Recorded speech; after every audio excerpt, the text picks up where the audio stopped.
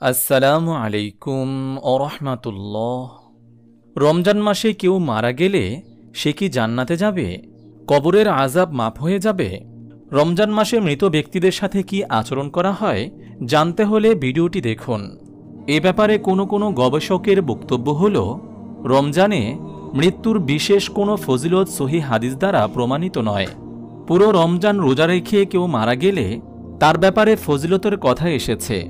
এটা তো তার কর্মের কারণে, রমজানের কারণে নয়। ঈমান আমল হল মানুষের মর্যাদার মূল বিষয়। ঈমান আমল ছাড়া শুধু রমজানে মারা গেলে তার এ ফজিলত লাভ হতে পারে না।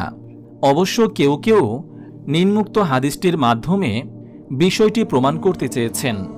হাদিসটি হচ্ছে আবু হুরায়রা রাদিয়াল্লাহু তাআলা আনহু থেকে বর্ণিত। রাসূল সাল্লাল্লাহু আলাইহি ওয়াসাল্লাম বলেছেন, যখন রমজান প্রবেশ করে জান্নাতের দরজাগুলো খুলে দেওয়া হয় আর জাহান্নামের দরজাগুলো বন্ধ করে দেওয়া হয়। সহিহ বুখারী হাদিস নম্বর 3277। একটু খেয়াল করলেই দেখা যায় উপযুক্ত হাদিসের কোথাও কি বলা হয়েছে রমজানে মৃত্যুবরণ করলে কবরের আযাব মাফ হয়ে যাবে? তবে এতে কোনো সন্দেহ নেই যে এ মাসে মৃত্যুবরণ করাটা সৌভাগ্যের নিদর্শন।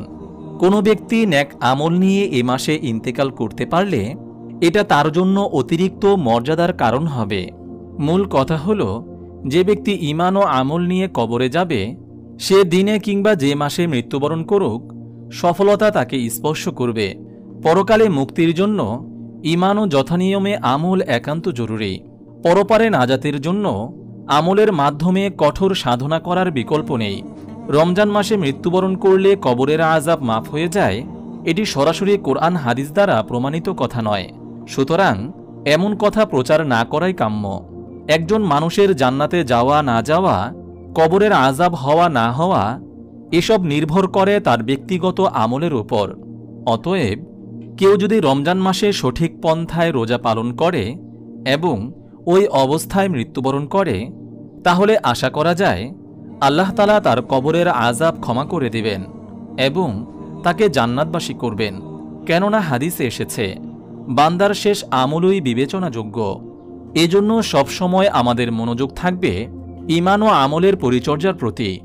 ঈমান আর আমলে বলিয়ান লোকদের কর্মই সাদরে গ্রহণ করা হবে এবং তাদের ওই স্থায়ী নিয়ামতে ধন্য করা হবে।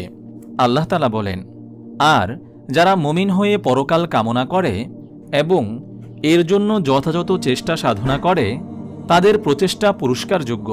সূরা বনী ইসরাঈল আয়াত 19। মহান আল্লাহ তাআলা আমাদের সবাইকে ঈমান আমলে সজ্জিত হয়ে রবের ডাকে লাব্বাইক বলার তৌফিক দান করুন, আমিন। আপনি যদি এরকম ভিডিও আরও পেতে চান তাহলে এই চ্যানেলটি সাবস্ক্রাইব করে পাশে রাখা বেল আইকনটি অন করে দিন।